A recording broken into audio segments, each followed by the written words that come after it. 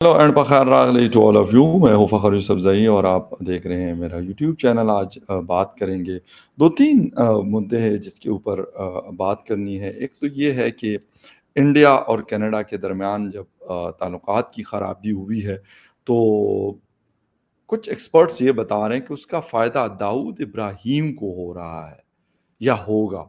कैसे होगा, इस पे बात करेंगे। इसके साथ-साथ हमारी सेनेट की कमेटी होती है, अ, उस ना ओवरसीज़ उसके हवाले से एक बड़ी अहम इंकशाफ़ात हुए हैं और सेक्रेटरी ओवरसीज़ पाकिस्तानी जो हैं, उन्होंने कहा कि जी बैरून मुल्क जितने बेकारी गिरफ्तार होते हैं, जो बिगर्स अरेस्ट होते हैं, उसमें से 90% जो लोग हैं, वो उनका ताल्लुक पाकिस्तान से होता है। ये खबर है।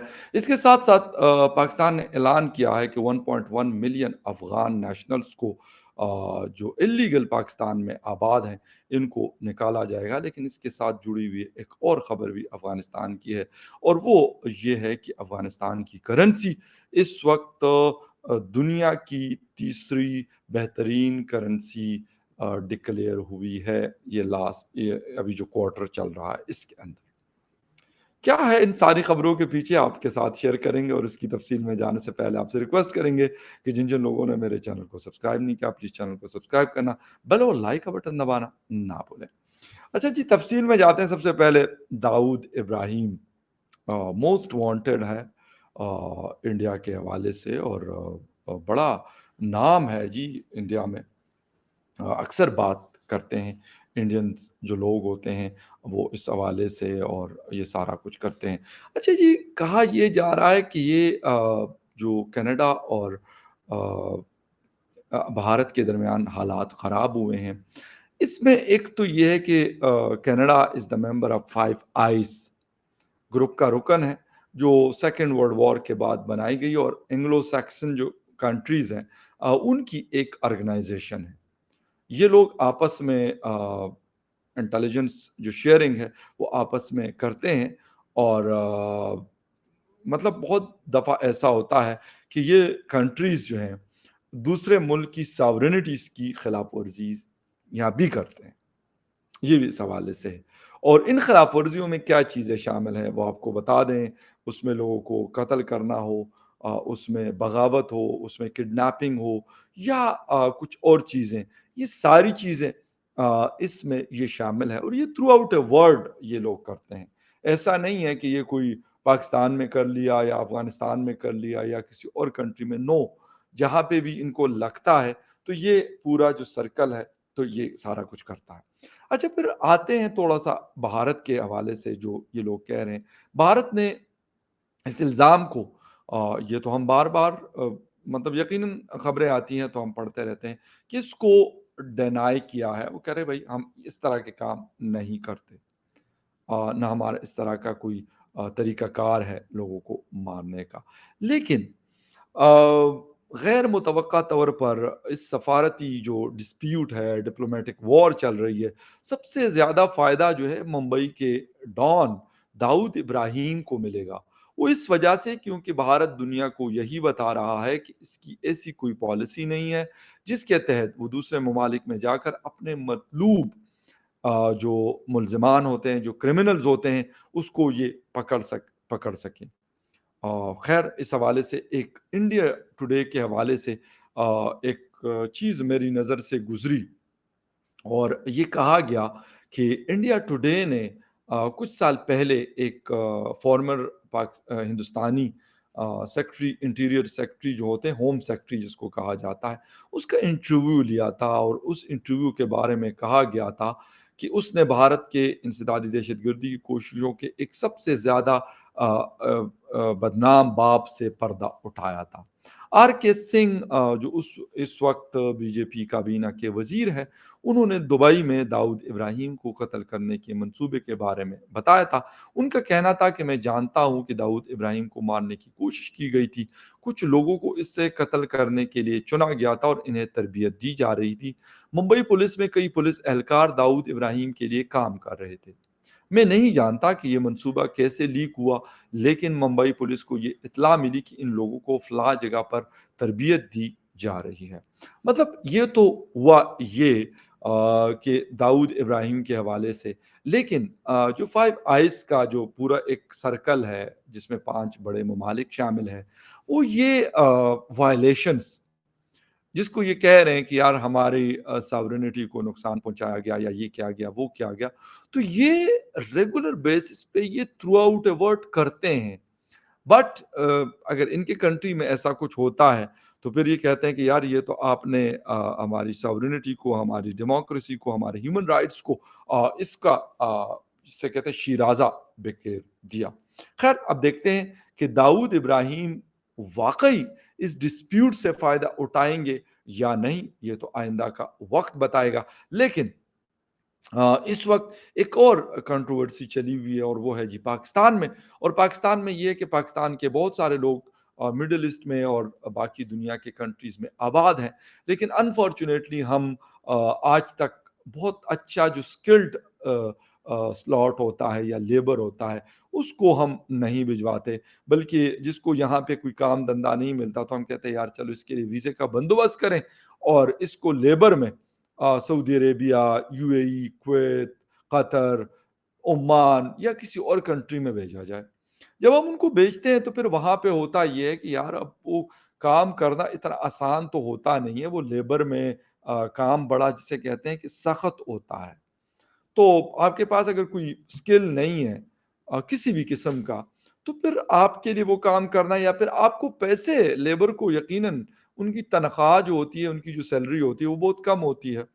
تو اس طرح کی سچویشن میں کہا جاتا ہے کہ یہ بگنگ ہوتی ہے، اور ایک اور خبر بھی ہے کہ اسپیشلی حج اور عمرے کے دوران جو پاکٹ کاٹی جاتی ہے، جیب کترے جس کو کہا جاتا ہے، تو اس میں سے یہ باقاعدہ عرب ایمبیسڈرز کہتے ہیں کہ بھائی جب وہ پکڑے جاتے ہیں تو میجورٹی کا تعلق جو ہے انفارچونیٹلی وہ پاکستان سے ہوتا ہے۔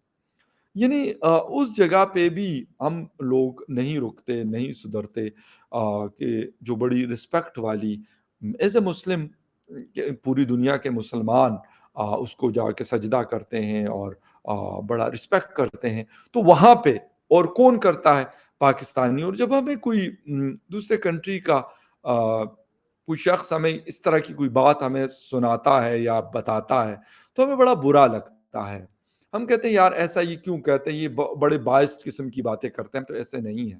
لیکن پاکستان کے جو اوورسیز پاکستانی کے سیکٹری ہیں، فیڈرل سیکرٹری، ان کا کہنا ہے کہ بھائی بیرون ملک اسپیشلی عرب ممالک میں جتنے بھی مانگنے والے بگرز جو ہیں وہ پکڑے جاتے ہیں تو ان کا تعلق 90% پاکستان سے ہوتا ہے۔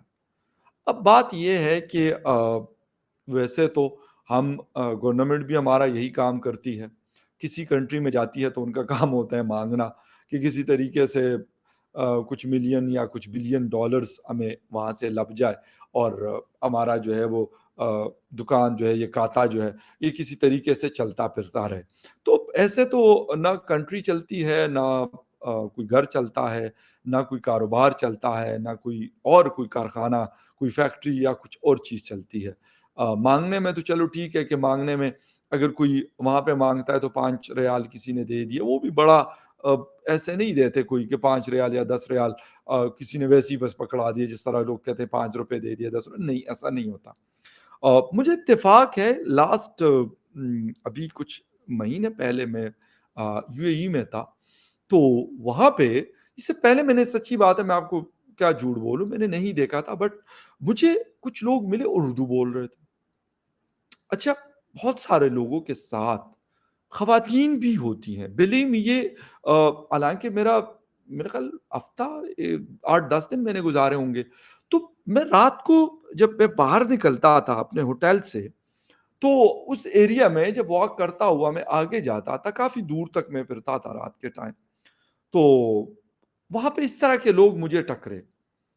میں نے شاید ایک آدھ بندہ ہو سکتا ہے، لیکن ایسا نہیں تھا، کیونکہ وہ ایریا ہوٹلز وغیرہ اچھے ہیں، آ کے وہاں پہ جو لوگ اسٹے وے کرتے ہیں تو شاید ان کو لگتا ہے کہ پیسے ویسے والے ہوں گے اور ویسے پیسے دیتے ہوں گے، لیکن میرے لیے بڑا حیران کن تھا۔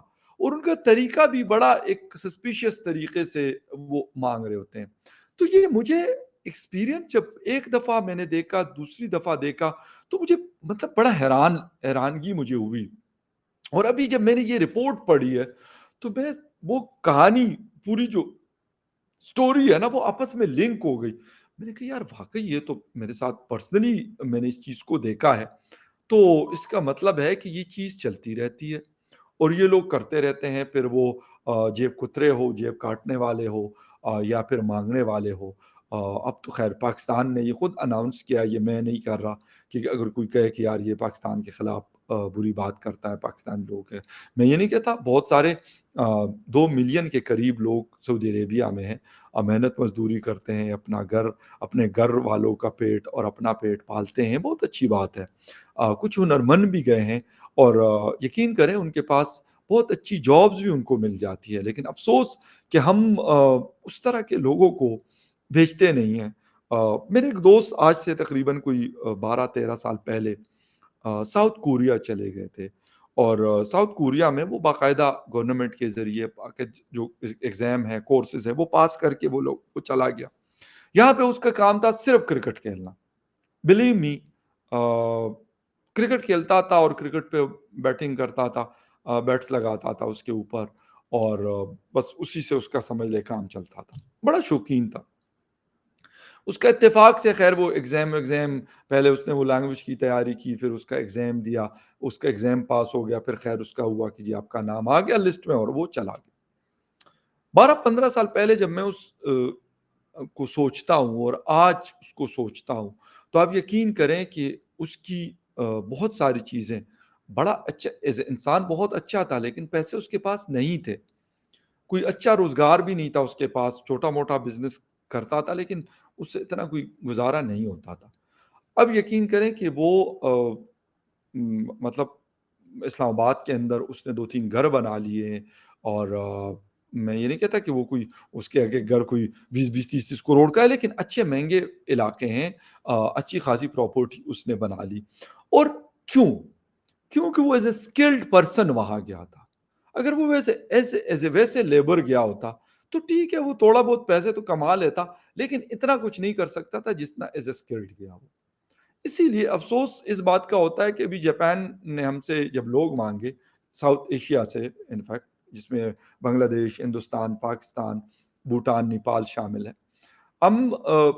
ہم انفارچونیٹلی ان کو ٹوٹل 25 کروڑ میں سے ہم نے 200 بندہ ان کے ہاں بھجوایا. ہندوستان نے 1.5 لاکھ بندہ بھجوایا. کیوں؟ کیونکہ اپنے لوگوں کو اسکلڈ کرتے ہیں، وہ بناتے ہیں، وہ تیار کرتے ہیں. ہم کہانیاں بڑی بڑی سناتے ہیں، کبھی کہتے ہیں ہمارے پاس ایٹم بم ہے، تو کبھی کہتے ہیں ہمارے پاس بابر ہے، تو کبھی کہتے ہیں ہمارے پاس غوری ہے، تو کبھی کہتے ہیں مطلب فرق، پریورٹیز کا فرق ہے. پھر ہمارے لوگ بھیک مانگنے میں نمبر 1 پر ہیں اور ان کے لوگ بڑی بڑی پوسٹوں پہ بیٹھے ہوئے number 1 per. This is a difference جسے کہتے ہیں نا بگ ڈفرنس. اسی طرح جاپان ہے، قطر ہے، سعودی عربیہ ہے. سعودی عربیہ کہتا ہے بھائی آپ ہمیں اسکلڈ لوگ بھیجو بھائی، یہ ہمیں اس طرح کے نہ بھیجو کہ آپ کے پاس کوئی ان کا کام دھندا نہیں ہوتا تو آپ کہتے چلو یار اس کو 5-7 لاکھ 8 لاکھ روپے تک آج کل ویزے کی ریٹ آتے ہیں، ورکنگ ویزا، اور ہم بھجواتے رہتے ہیں. ہم ان کو کوئی اسکل نہیں سکھاتے کہ یار وہ جا کے وہاں پہ ایک باعزت روزگار کر سکے، اور وہاں پہ بجائے اس کے کہ پاکستان کا نام ڈبوئے، وہاں پہ لوگ کہہ کہ ہاں یار پاکستان سے بھی اچھے لوگ آتے ہیں، بڑا کام کرتے ہیں اور بڑا زبردست قسم کے لوگ ہوتے ہیں، تگڑے لوگ ہوتے ہیں، جس طرح ہندوستان کے حوالے سے لوگ باتیں کرتے ہیں. تو کہاں پہ 200 اور کہاں پہ 1.5 لاکھ. اب اگر کوئی کہے گا کہ جی ان کی پاپولیشن 140 کروڑ، تو سر ہماری بھی تو 25 کروڑ ہے نا. اس حساب سے تو ایٹ لیسٹ ہمیں چلو لاکھ نہ صحیح 50,000 نہ صحیح 10,000 بندہ تو بھجواتے ہیں ہم لوگ. کیوں نہیں بھجوا سکے؟ پھر ہم کہتے ہیں جی دنیا ہمیں عزت کی نظر سے نہیں دیکھتی، دنیا ہمیں رسپیکٹ نہیں کرتی، دنیا ہمیں پیسے نہیں دیتی، دنیا ہمیں روٹی نہیں دیتی. کیوں دے؟ ہم خود اپنی بےزتی کرواتے ہیں. جس نے جانا ہے باہر وہ پراپر طریقے سے کیوں نہیں جاتا؟ وہ کچھ سیکھ کے کوئی ہنر، کوئی اسکل کیوں نہیں سیکھتا کہ وہ جا کے وہاں پہ ایک اچھے پیسے بھی کما سکے اور عزت کے ساتھ رہ بھی سکے، ملک کے لیے بھی بہتر ہو، اس کی ذات کے لیے بھی بہتر ہو. لیکن نہیں، ہم کہتے ہیں نہیں ایسا نہیں کرنا یار، پھر وہ تو پھر ہم نے یہ ویک ویک کون مانگے گا، یہ سارا کچھ کون کرے؟ اوکیشنل ٹریننگس کے حوالے سے ہم نے یقین کریں یہ جو فضول قسم کی ڈگری ہیں، I'm sorry to say، ہم نے اس پہ زور دیا ہوا، بے شمار یونیورسٹیز جسے کہتے ہیں دڑا دڑ جی ڈگریوں پہ ڈگریاں، ڈگریوں پہ ڈگریاں، جو نکلتے ہیں کک نہیں پتا ہوتا۔